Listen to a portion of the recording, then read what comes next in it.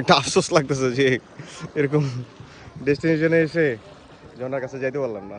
Just পেছনে দেখেন একদম বর্ডার সাইড, এটা হচ্ছে যে মায়াবী ঝর্ণা, রাইট? এই জায়গাটা দেখেন, জাস্ট অসাধারণ ভাই। সকালবেলার একদম নদীর পাড়ের, বিছানাকান্দি নদীর পাড়ের ভিউ। আর এ হচ্ছে যে আমাদের ঘর, থাকার ঘর।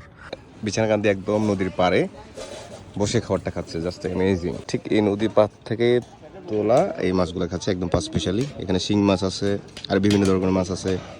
সিলেট শহর না ঘুরলে নাকি বাংলাদেশের আসল সৌন্দর্য দেখা হয় না, তাই বেরিয়ে পড়লাম সিলেটের অপরূপ কিছু সৌন্দর্য দেখার উদ্দেশ্যে। এবারের ভ্রমণ গল্পটা একটু ভিন্ন, কারণ আমরা প্রকৃতির কাছে একদম মিশে যাব। তাই বেরিয়ে পড়ি সিলেটের বর্ডার হাইকিং এর উদ্দেশ্যে। 2 দিনের বর্ডার হাইকিং এ দেখবো আমরা উৎমাছড়া, লক্ষণছড়া, মেঘালয়ের পাহাড় ঘেরা মায়াবী ঝর্ণা এবং ফিরে দেখা পান্থুমাই ঝর্ণা, বিছানাকান্দির কিছু অপরূপ সৌন্দর্য এবং কোথায় গিয়ে আপনারা থাকতে পারবেন। সেই সাথে মেঘালয়ের বর্ডার ঘেরা গ্রামগুলো আপনাদেরকে ঘুরে দেখাবো।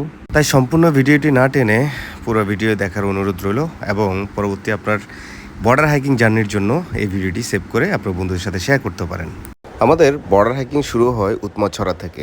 খুব সকালে বর্ডার হাইকিং এ বের হতে না পারলেও প্রথম দিনের ওয়েদারটা আমাদের একদম অনুকূলে ছিল। এক্ষেত্রে আপনাদের ক্ষেত্রে নাও থাকতে পারে, তাই চেষ্টা করবেন খুব সকাল সকাল বর্ডার হাইকিং এ বের হওয়ার জন্য। উৎমাছড়া ভিউ পয়েন্ট, এদিকে খুব সুন্দর একটা ব্রিজ দেখা যাচ্ছে, অর্থাৎ ইন্ডিয়া এবং বাংলাদেশের যে বর্ডার সাইডের ব্রিজটা, সেটাই আমার মনে হচ্ছে। এখানে খুব সুন্দর সুন্দর আপনারা ছবি তুলতে পারবেন, ভিডিও বানাতে পারবেন। ভাই এটা অ্যামেজিং জায়গা।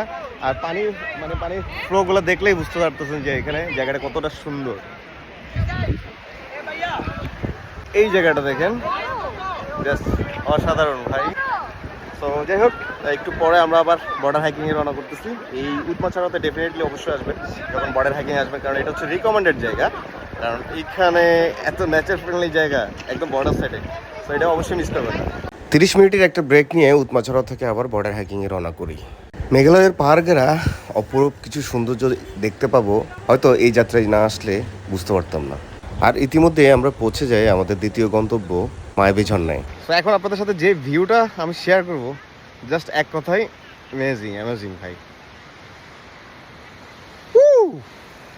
জাস্ট পেছনে দেখেন একদম বর্ডার সাইড, এটা হচ্ছে যে মায়াবী ঝর্ণা, রাইট? তো পান্থুফাই যাওয়ার পথেই কিন্তু এই মায়াবী ঝর্ণা পড়বে। জাস্ট অসাধারণ একটা ফিলিংস ভাই। চল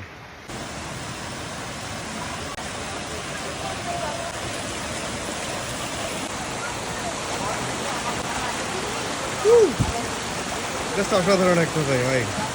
এটা পান্থুফাই ঝর্ণা যাওয়ার পথে পড়বে মায়াবী ঝর্ণা। Just amazing. বাট বেশিক্ষণ এখানে স্টে করবেন না, বিএসএফ একটা ঝামেলা হইতে পারে। এমন সৌন্দর্যে নিজেকে না ভিজিয়ে আসলে থাক